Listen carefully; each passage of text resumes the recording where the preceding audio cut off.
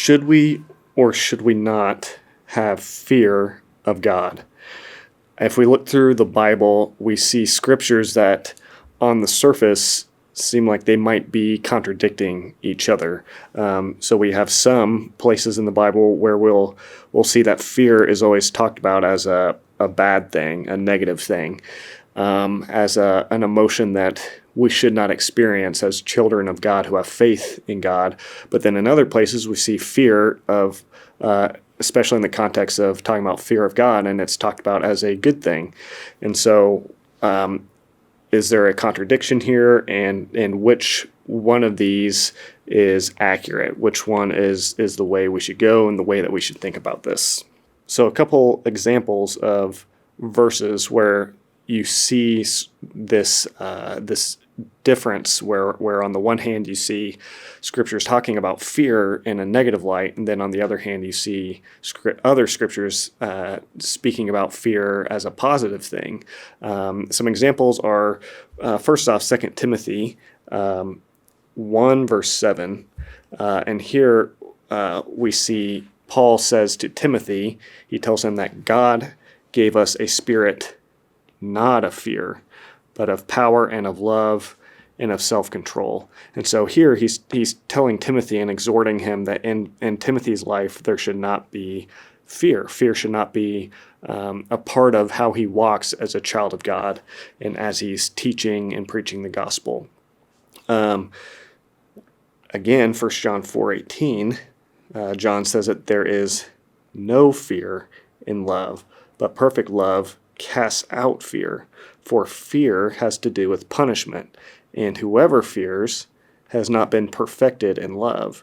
So here again, fear is described in really a negative light, and the insinuation, what's being communicated from this verse, is that fear should not be a part of a person's emotional walk and the way they're walking before God. And it actually says that the one who fears has not been made perfect in love. That actually, in this context, as John talks about it, to have fear is a sign of a lack of maturity, that a person has not gone to a certain level of maturity, in which if they were at that point, that fear would be driven out and it wouldn't be a part of them. But then on the other hand, we have scriptures like Philippians 2:12. And here, Paul, rather than talking about fear as a negative thing, he actually talks about it in a positive way. So he says, "Therefore, my beloved, as you have always obeyed, so now, not only as in my presence, but much more in my absence, work out your own salvation with fear and trembling." So over here, we're seeing fear talked about as if it's something that we should never have. And then over here, we have Paul saying that as we're working out our salvation, that the way we should be doing that is with fear and with trembling. So Paul's saying that having fear is a good thing. It's a positive thing. It's something that not only we should have, but he's explicitly telling the believers here to make sure that they are walking, as they're seeking God, as they're walking out a pursuit of obedience, that they're doing so with fear and trembling. Then another one, we see 1 Peter 1:17. Peter says, "And if you call on him as a father who judges impartially according to each one's deeds, conduct yourselves with fear throughout the time of your exile." So Peter, like Paul, they agreed with each other, where both Peter and Paul, again, are saying that fear, in some kind of context, having fear is a good thing. It's not only good, but it's something that Peter is telling believers specifically to make sure that he's telling them as they go through this life as believers, as they walk in this world, resisting temptation, seeking after God, he says to do so with fear. Make sure that they're carrying with them a certain kind of fear as they live in this world as believers. So again, the question that leads us to is trying to figure out, is there a contradiction here? Why, on the one hand, are we told not to fear, to not have fear, and on the other hand, we're told to fear? So which of these is correct, and is there a contradiction? Obviously, the Bible doesn't contradict itself, so there's a way that we can unify these and figure out how these both work together. The way I do that, and I think the way we can think about this, is thinking that and knowing that there's two different ways we can fear God, and two different ways of fearing God that are being described here in this context. So one way we can fear God is it's a way in which the type of fear that we have is actually causing us to run away from God. So what this fear would involve, a fear that we're told not to have, it would involve things like shame,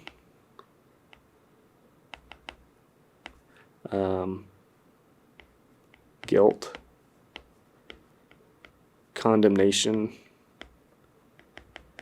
So the wrong kind of fear to have would involve these sort of things. And ultimately, all of these are rooted, the foundation of what this sort of fear, this first kind of fear is coming from.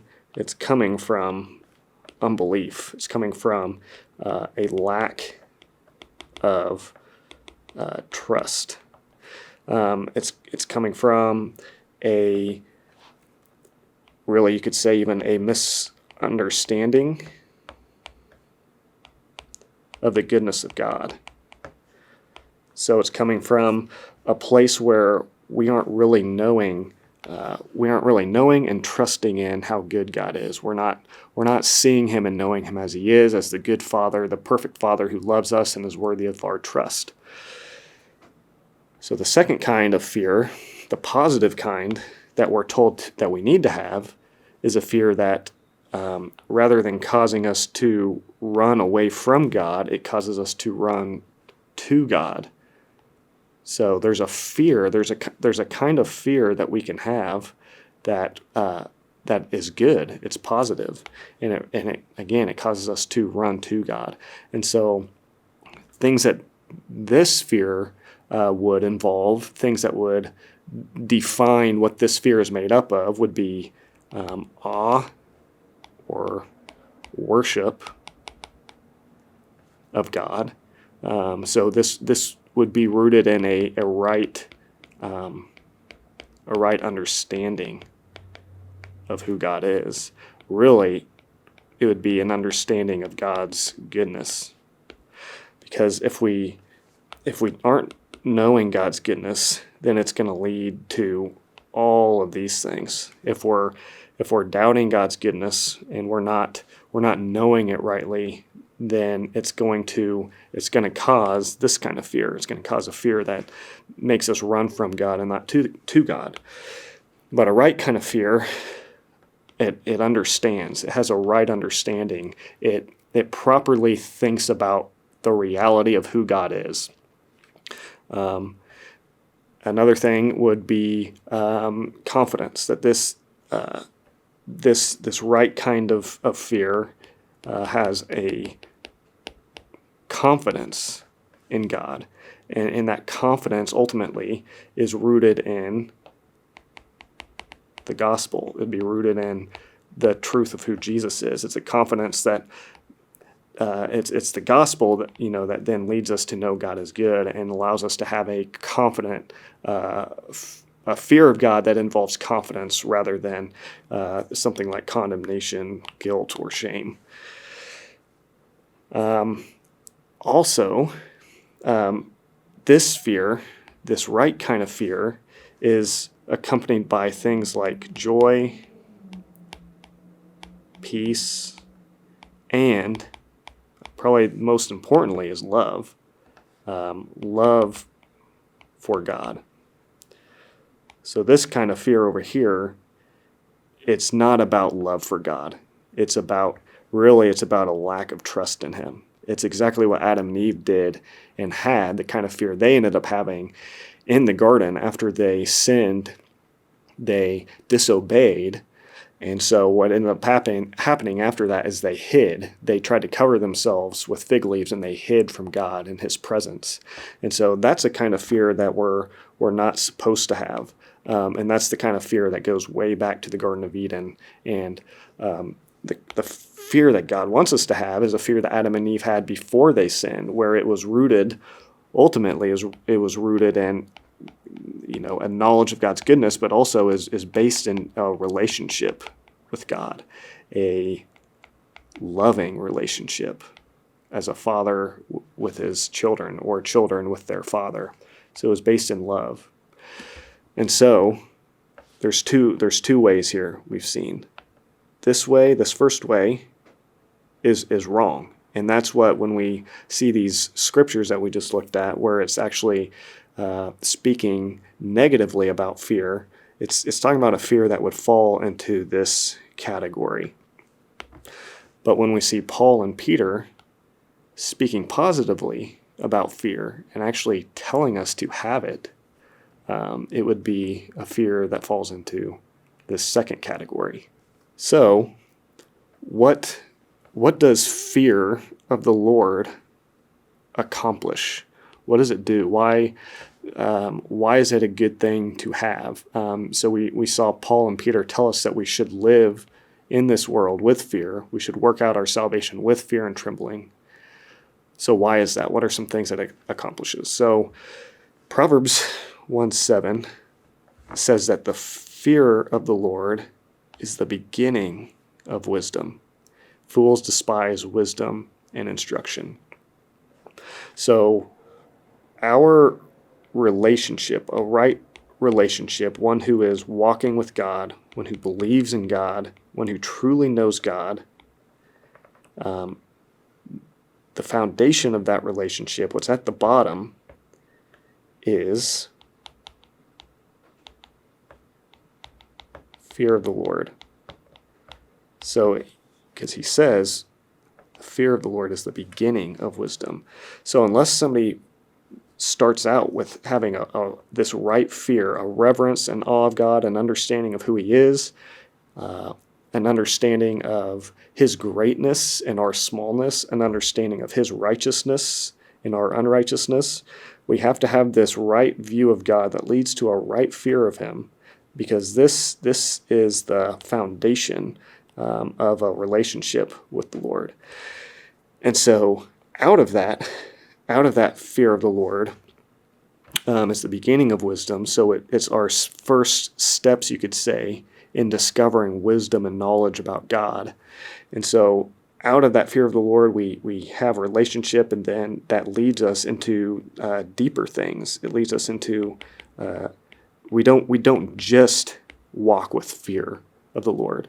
And again, this fear it's not a terror, it's not a dread of God. Ultimately it's a reverence, it's a loving adoration and heart of worship for the beauty and the wonder of who God is. And so it's that fear of the Lord that opens up the doors for us to discover deeper things and have other emotional responses to God, like love, and having joy in his presence, having peace before him, and even just laying hold of his righteousness. So really, the fruit of the Spirit. These are things that must be rooted in a healthy fear of the Lord.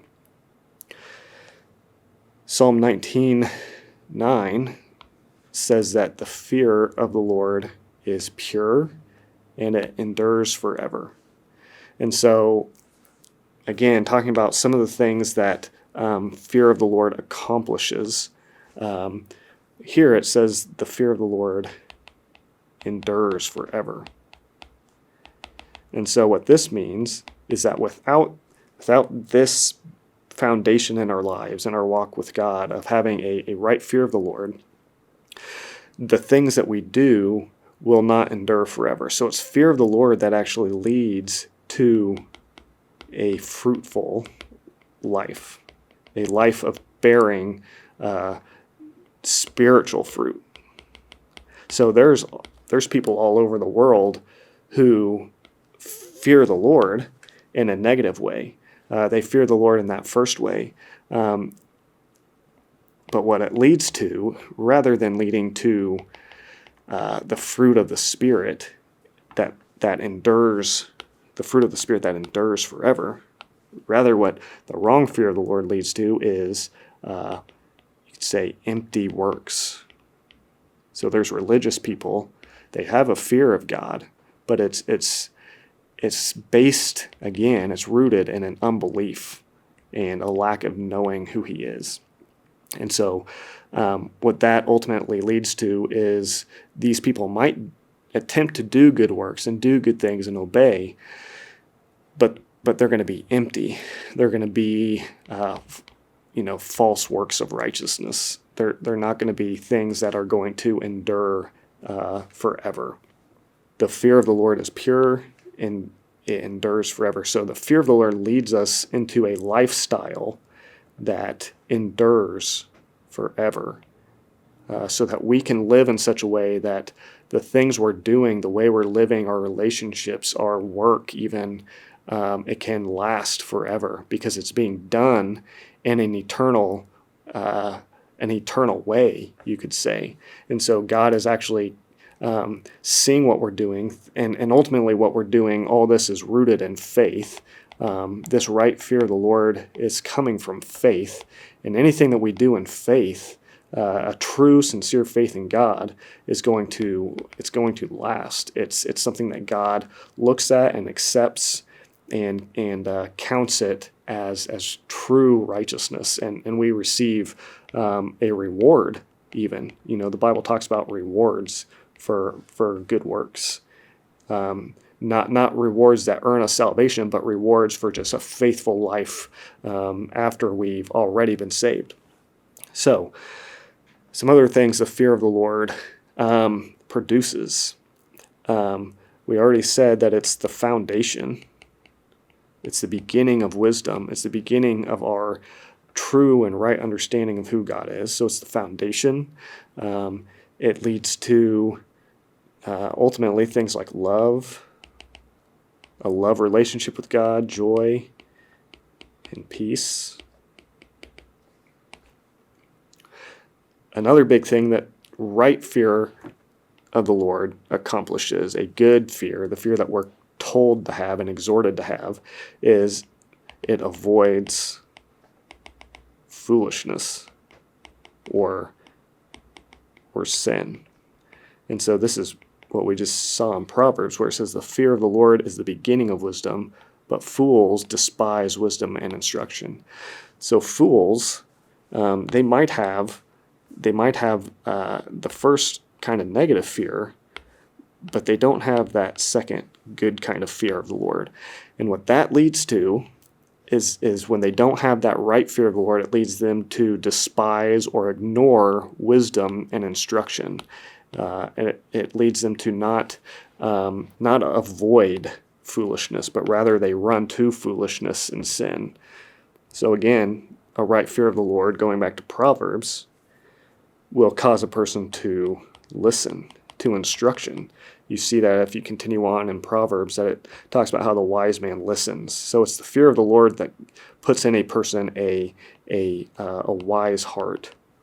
And that causes them to listen to God, to listen to His instruction, rather than running away from His instruction. A healthy and a right fear of the Lord also, it will produce in us a humble heart, a heart of humility. And this is absolutely necessary in walking before the Lord. And it's humility, this humility before the Lord, as we understand, have a right view that there is a judgment, that we are accountable to God, and we must live in a pursuit of righteousness. It's a healthy fear of the Lord that leads us to know this and to have this heart of humility. And so that fear that leads to humility leads us to stay awake in the world. Paul tells believers to wake up. Living in sin is like falling asleep in this world. But when we have a fear of the Lord, it keeps us awake spiritually. Let's move over here. So also, having a healthy fear of the Lord will lead us to repentance. It leads us into a lifestyle of turning from sin. So it's fear of the Lord that causes us to be sensible about how dangerous sin is, how bad it is, and what the consequences of it will be. And so we turn from it rather than embracing it. And then again, as we saw here, that it's fear of the Lord endures forever. So ultimately, there's these two kinds of fear.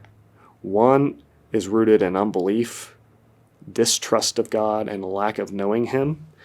And this is the one that we're told to not have. We're even told that God has not given us a spirit that has this kind of fear. But then there's the other kind of fear that is good, and that we're told over and over again and exhorted to have and to walk in.